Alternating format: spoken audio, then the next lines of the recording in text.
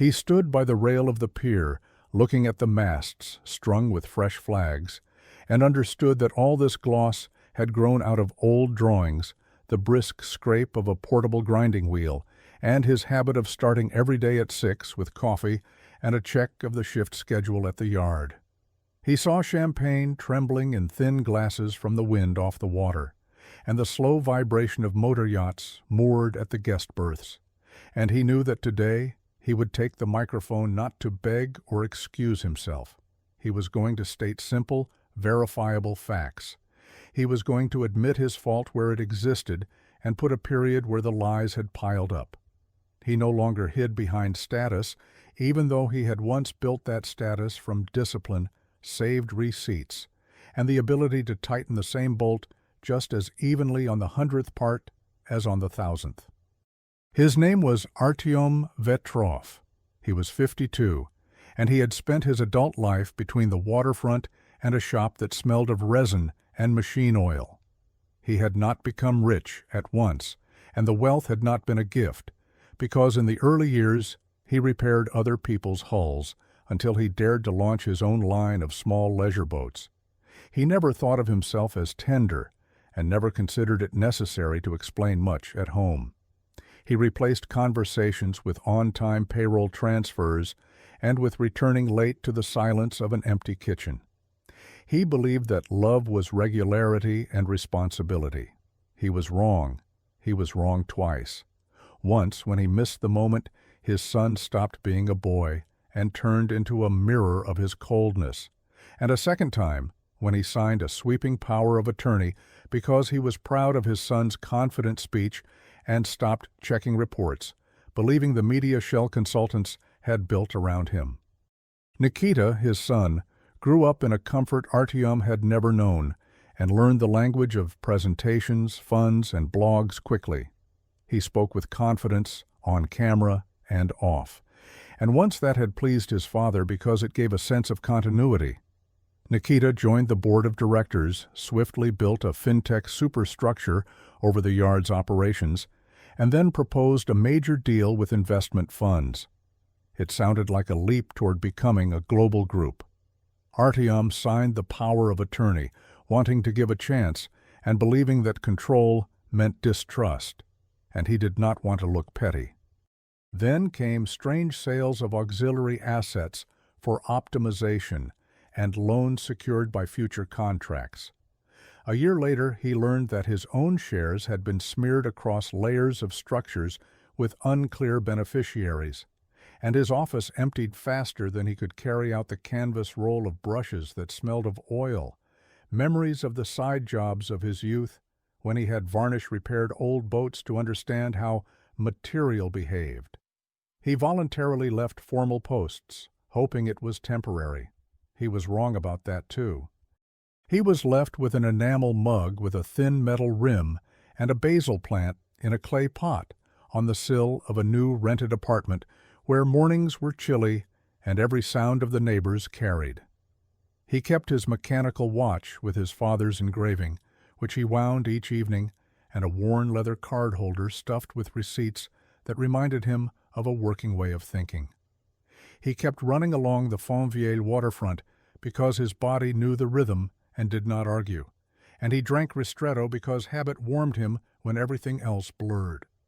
He spread his papers on the table, shift schedules for 3 years, overtime ledgers, statements from the accounts of subsidiaries up to the last month, registry numbers of berths that had suddenly ended up pledged to a structure with an island address. He saw the timestamps of transfers that did not match board minutes and double-checked the fund's press releases, which mixed up hull numbers and paraded demonstration boats as serial ones. He believed those details were enough to raise questions without destroying other people's lives, yet protecting those who had stood months at the slipways. Anna Girard helped him. She had once come to him as an intern, sat silently in meetings and wrote down too much, and he had explained to her for the first time how reality worked, where paper must match steel and where a report is not decoration but a tool. She knew that stepping into this story would cost her reputation conflicts and bank clients, but she helped anyway. She believed that a debt is paid by deeds. They met without witnesses and without words that could later be yanked out of context. They simply did work, reconciled tables, built a chronology, and checked legality. Anna found compliance emails left unanswered, and formal acknowledgments where officials held positions inside two structures at once. They knew it was enough to explain in public where propriety ended and simple lying began. They did not plan a court case. They planned clarity. On the eve of the ceremony at the yacht club, he woke before the alarm, feeling not anxiety, but a clean task. He made a ristretto, broke a baguette, spread butter, and tasted nothing because his thoughts were ahead. He opened the window, breathed in the smell of wet stone, checked by habit whether the watch's mechanism was wound, and felt for the card holder in his pocket. He put copies of the key pages in a folder, the power of attorney with his signature, beside the pompous line about the future. Statements where transfer dates coincided with Nikita's posts about a new era. The letter to the bank with questions about beneficiaries that had been politely forwarded to a department where things disappeared. He reread the page he had written by hand with the points he wanted to state from the platform, and briefly marked the places where he would need to speak more concisely. He repeated to himself several phrases that did not sound like slogans, because he now felt ashamed of past certainty, and in that shame a strength had appeared. Some words are better said late than never. He chose those words in advance. The shop greeted him with its familiar noise, even though he no longer had the right to enter as a manager. He passed through the gate as a visitor, wearing a temporary badge, and simply looked at people. He did not need them for a spectacle. They were the meaning. He saw a metal worker tapping an edge, a crew stretching fiberglass, a young guy shuffling his feet because new boots pinched, and a foreman glancing at his watch because shift change was near.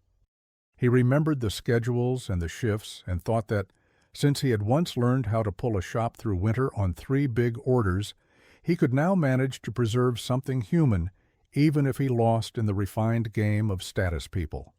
He was not going to fight for a yacht or a role on a magazine cover. He was going to reclaim the right to speak to those affected by other people's decisions.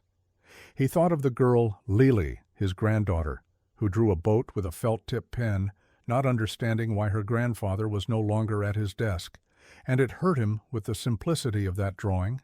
He did not intend to wreck lives. He intended to stop decorative humiliation.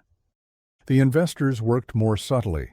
They stoked the press, gently moved the old team away from the microphone, and packed event programs with glossy words about patronage of the sea and art. They designated a patron of the year and prepared to hoist the flag of a new group on other people's labor. They knew how to create background and silence around inconvenient facts. He studied their move. He agreed to come as a founder without a post. It fit the script.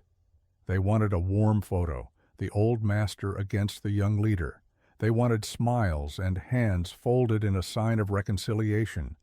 He did not intend to smile. He intended to stand straight. He intended to deliver a short speech without ornament, for which they would have no prepared reply, because no one thought it necessary to write variants for plain truth.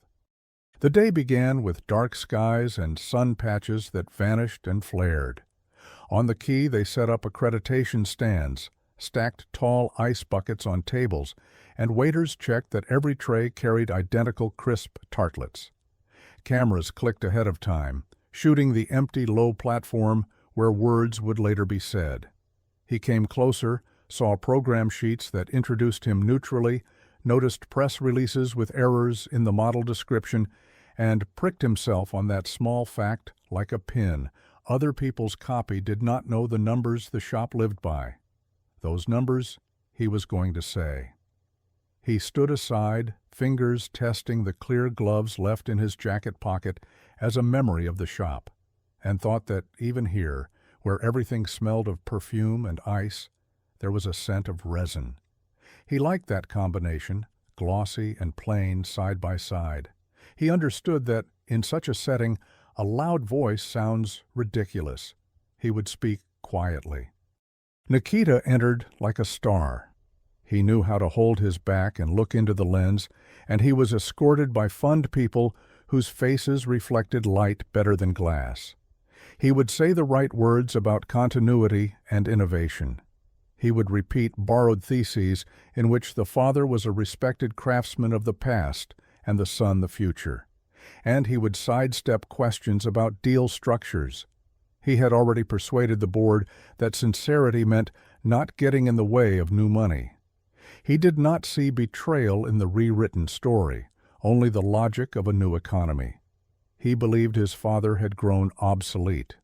Perhaps he believed it because falling from such a height is frightening, and it is easier to think that underfoot lies an unused shore rather than someone's labor holding up your shine. When the ceremony began, everything followed the plan: monologues, applause, soft laughter. He stood by the pier and saw sunlight crumble on the water and felt his watch grow heavier on his wrist, though its weight had not changed. He watched the microphone travel from hand to hand and understood that soon they would call him to the platform for a warm picture. He stepped forward before they said his name and stopped at the edge of the stage. He thought that any fight sprouts either from greed or shame, and now he felt more of the latter. He raised his eyes, then lowered them to the sheet with bullet points, and went. His short speech took less time than a couple of the host's banal remarks. He spoke calmly and clearly. He did not try to sound beautiful. The task was different. He said he acknowledged his mistake and his fault for signing a document that should never be signed without control. He said that wealth without rules crushes the one who carries it, and rules without love do not work in a family any more than in business.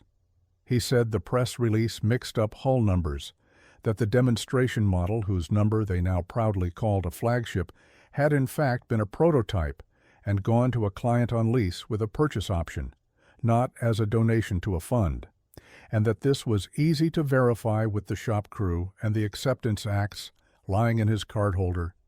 He said that on a certain day transfers were made for an amount that did not align by dates with the board minutes, and that this was not a mistake, but a way of life. He said the compliance emails lay unanswered, which was understandable because the answer was inconvenient, but the answer would have to come. He said that here on the pier, where it smelled of resin, these words were more appropriate than in any hearing room, because this was not about theory, but about what hands do.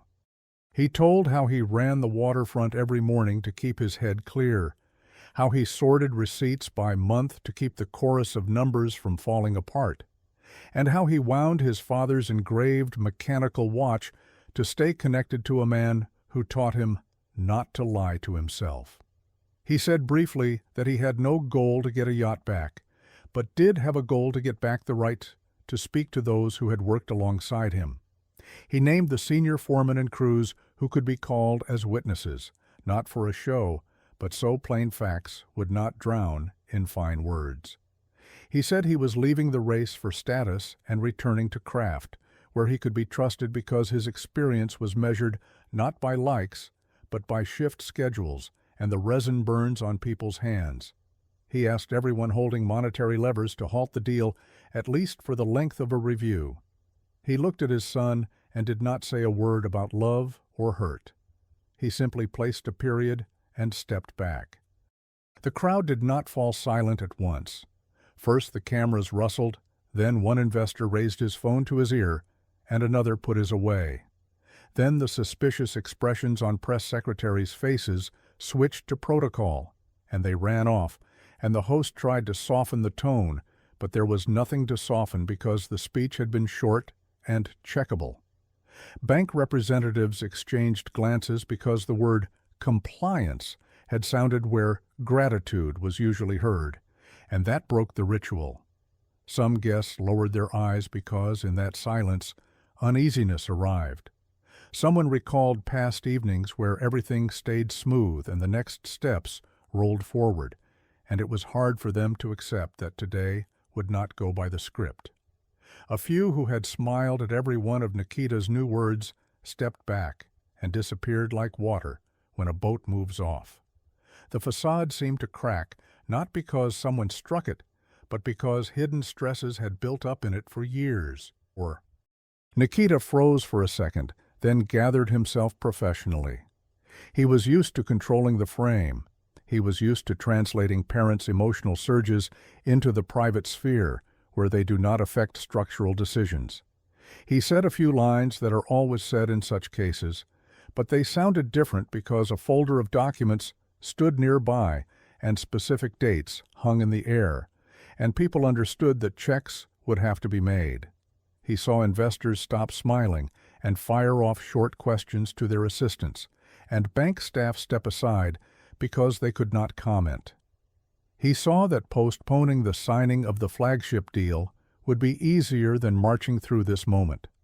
He realized the celebration was slipping from his hands, even though the music played and the champagne still bubbled. He tried to restore the warm tone, but it would no longer hold. Artyom did not feel victory. His chest was heavy and his palms cold. He stood a little aside and heard water slapping the concrete, and it was better than any music. He thought things need not have reached the pier if he had not once confused discipline with coldness, and decided that trust meant renouncing control. He understood that his fault did not vanish because he named another's. He accepted it as the lesser relative to the main fault. He thought of his granddaughter and of how a child should not lose the sense that adults keep their word. He decided that now his words would be short and clear. He left the pier and did not seek out looks. He walked slowly because adult matters require slow movements. What followed was a process, but not a march to court. It was a process of social reaction. The press published dry notes calling his speech harsh, and then appeared pieces discussing not morals, but deal consequences. Compliance requested documents and set a review, which was powerless yet sufficient. The fund's trustees began calling one another because no one wants a flag in a photo next to the phrase beneficiary review, and that turned out to matter more than personal sympathies. In the shop, people spoke little because that is how things are done there, but they went home later than usual that day, and it was an important entry in life's notebook. Nikita remained alone on the stage of a fading celebration, and the light on him grew harsher as spotlight does when the line ends and you are still standing. At that moment he may have understood something about the lines by which fates are drawn by those who silently carry a folder to a platform and read out other people's mistakes as their own. Artyom returned to his rental, rinsed his mug, set the kettle on, and stood by the window, listening to the city that had never known his name. He set the pot of basil on the sill, ran his fingers across the damp leaves, and breathed the sharp green smell. He rolled a strip of clear tape and wrote today's date on the folder, then shelved it. He wound his watch again and felt the familiar recoil of the spring. He sat on the wooden chair by the window and, for the first time in a long while, allowed himself to do nothing for a few minutes. He thought that luxury is the right to a straight back and clean words in any setting, whether a yacht club or a kitchen, and that this right is earned not by money, but by not backing away from facts when afraid. He knew there would be more questions ahead, and that his son was not an enemy, but a person who had chosen another coordinate system. He knew that for his granddaughter it mattered less who bested whom on stage than that adults did not lie.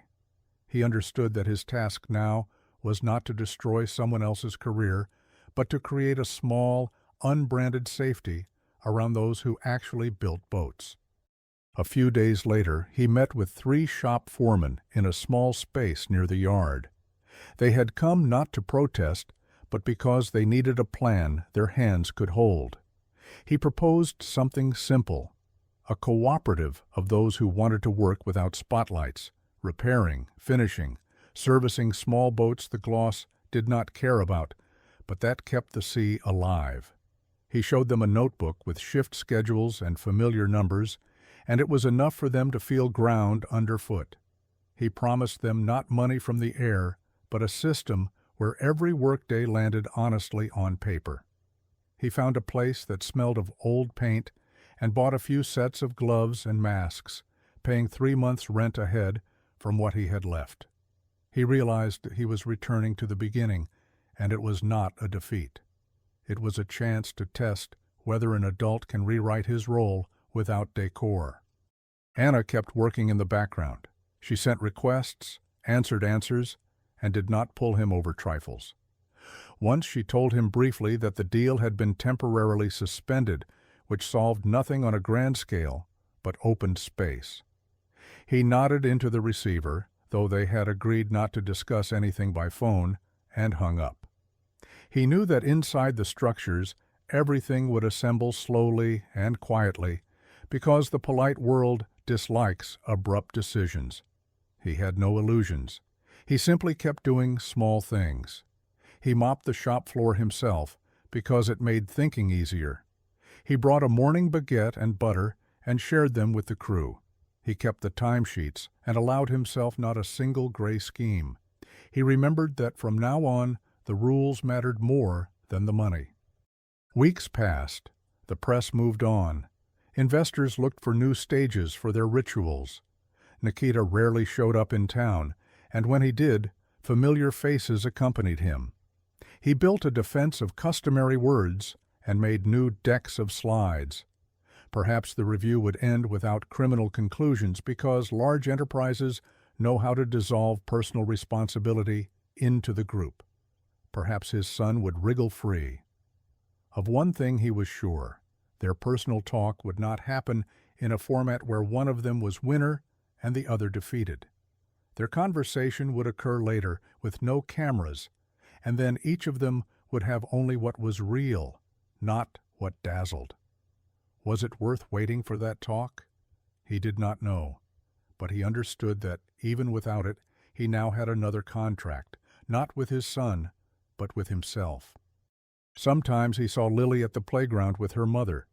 The girl waved to him and he smiled, though inside still felt tight. He gave her a small, unpainted wooden boat and said he would paint it with her when there was time.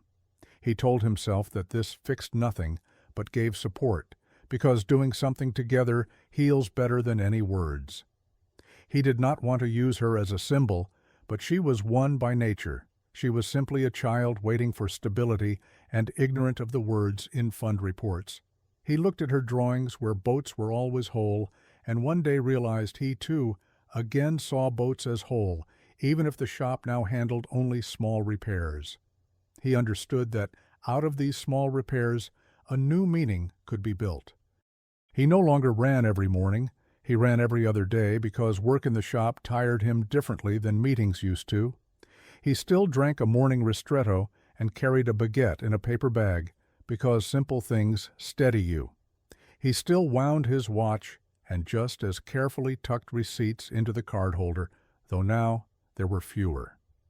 He grew used to the flat rustle of the street outside and picked up a new habit, looking at the basil and pinching off a leaf, not because he needed it, but because it kept him connected to something living.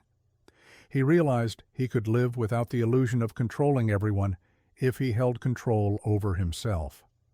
Was that not his error? Was that not what he should have passed on to his son instead of a power of attorney? He turned these questions over in his mind and then set them aside. Questions are useful only if they lead to work. One day an old client walked into the shop with a small runabout. He looked at Artyom and said he had not seen him in photos for a long time, and that seeing him here was pleasant and right. He left the boat and went away without looking back, because in this world, the best compliment is an order. Artyom stood by the hull and felt life simple again. He checked the schedule and entered the new job as before, back when he had no funds or awards. He felt tired and calm at once. He understood that returning to craft was not punishment or demotion, but a way to be a man whose words match his deeds. He understood that the short speech on the pier had been only a first step. The main step was the repeatability of small right actions. In the evenings he went home and set the kettle to boil. He poured water into the enamel mug, and the metal rim heated faster than ceramic, and that mattered, because his hand learned caution. He sat on the wooden chair by the window, where warm air rose from the radiator and mixed with the smell of basil. He jotted notes in a small notebook. How many jobs? How many hours per person? What to fix in the materials list? What to discuss with Anna tomorrow? Sometimes he wrote letters to his son and did not send them. They no longer held accusations. They held proposals for rules, how to share power, how to speak to people, how not to hide mistakes. He knew those letters were more work on himself. He filed them in a folder beside the folder of documents, and that pair of folders seemed more important than past trophies. Several more months went by. The shop ran. First, small apprentices appeared, whom he did not call interns, but simply the guys, because he no longer wanted to treat people as tools. He taught them to hold a brush steady and to count money honestly. He paid them on time, though the temptation to delay tugged at him because the cash flow ran poorly. He resisted that temptation. He remembered how easy it had been to carry a payment to tomorrow and lose the price of one's honor the day after. He kept his word, and it gave him a new respect for himself. He stopped waiting for external recognition. He started respecting himself for inner work. At the yacht club, flags still hung, and new ceremonies were held. People lived their cycles. Nikita once released an interview explaining that any conflict is fuel for renewal and thanking his father for the lessons. It was clever enough to please the public and empty enough not to change the main thing. Artyom accepted not a gram of flattery. He simply turned the video off and went back to the materials list. He no longer expected words to change a person without labor. His life again consisted of ellipses at the end of work lines that, the next day, turned into periods. Sometimes at night he woke and wondered whether his character had eaten his family and whether he had walled himself off behind work so tightly that his son had no path left except to view the world as an arena game. He did not soften the judgment. He looked for no allegories. He admitted it. Yes, he had grown cold and hid behind schedules. But he was no longer going to make that mistake a second time. He would not teach his granddaughter to fear direct words. He would teach her to keep her hands clean when she took up a brush and keep her word clean when she grew up and stepped into a world that loves illusions. He smiled when he thought of this, and for the first time in many months he felt his inner voice stop shouting. He did not get all his property back. This is not that kind of story. The collections did not return home, no museum hall was named for him, and the yard did not become his again. Sometimes he even thought it was better this way, because in the quiet of the small kitchen he heard the truth missing from halls. It does not erase the past, but it gives ground underfoot. It does not cancel betrayal, but it turns it from a mortal wound into a line that reminds you of boundaries. It does not make him right in everything, but it teaches him to stay even where earlier he tore toward extremes. These are heavy lessons, and they came not when convenient, but when he was ready to set his tea mug on the table and admit that a simple life is a sufficient form of luxury. One morning he opened the window, breathed the cold air, and felt how strongly the basil smelled even on a dry day. He thought that he had a shop, a handful of jobs, people who needed his neatness, and a girl who waited for him to paint a little boat. He thought that he had a watch to wind, a shift schedule to keep, and a habit of filing receipts that once seemed ridiculous in a new world and now kept order where it is easy to slide into chaos. He thought that he had the right to walk out on the pier and say short words when the world mixed up numbers again. He thought that he did not need a hall to speak.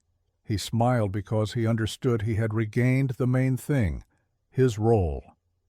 He closed the window, picked up his mug, checked whether the water was too hot, and sat down on the chair. He knew that today there would again be simple work.